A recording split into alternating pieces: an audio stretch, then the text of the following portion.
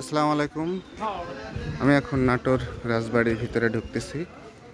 আপনাদেরকে নাটোর রাজবাড়ির পুরোটা দেখানোর চেষ্টা করব। আপনারা আমার ইউটিউব চ্যানেল এবং ফেসবুক পেজ ফলো করে আমার সাথে থাকবেন, আমাকে সাপোর্ট করবেন। এটা বাগানের ভিতরে প্রবেশ নিষেধ। পুরো রাস্তা। এটা হচ্ছে বিশাল একটা পুকুর। আমরা এখন সামনের দিকে যাব, মূল ভবনের দিকে। আপনাদেরকে দেখানোর চেষ্টা করব নাটোর রাজবাড়ির ভিতরের পুরো অংশটা। এই পুকুরের নামটা হচ্ছে জল টুঙ্গি পুকুর। আপনারা দেখতে পাচ্ছেন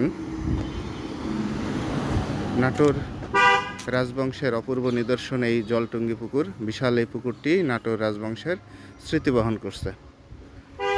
আমরা পুরাটাই দেখার চেষ্টা করব। চলেন, খোলা আছে পুকুরের পাড়টা, আপনাদেরকে দেখানো যায় কিনা দেখি। এই যে পুকুরের পাড়, বিশাল একটা পুকুর। আনুমানিক আমার যা ধারণা মোটামুটি বিঘা 10 জমি হবে এই পুকুরটা। তার পাশে অনেক ফলের গাছ, আম গাছ আছে, নারকেল গাছ, বেশিরভাগ আম গাছ। ওই দূরে দেখা যাচ্ছে কৃষ্ণচূড়া ফুলের গাছ দেখা যাচ্ছে, প্রচুর ফুল ধরছে, লালে লাল হয়ে আছে। চারিদিকে দেখতে পাচ্ছেন খেজুর গাছ আছে এবং আরও ফলজ গাছ রয়েছে।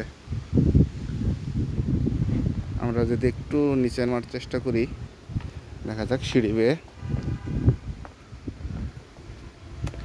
একটা মনোরম পরিবেশ। যদি কেউ নাটোরে বেড়াতে আসেন, অবশ্যই নাটোরের এই রাজবাড়ি ঘুরতে আসবেন। এবং এই রাজবাড়ি ঘোরা শেষে দীঘাপতিয়া রাজবাড়ি, যেটা নাটোর গণভবন বা উত্তরা গণভবন নামে পরিচিত, সেখানেও আমি ঘুরতে যাব এবং সেগুলো আপনাদের সাথে শেয়ার করার চেষ্টা করব। এই যে, আচ্ছা, এই ভিডিওটা এখানেই শেষ করব। এরপরের ভিডিওতে আপনাদের মূল ভবনটা দেখানোর চেষ্টা করব।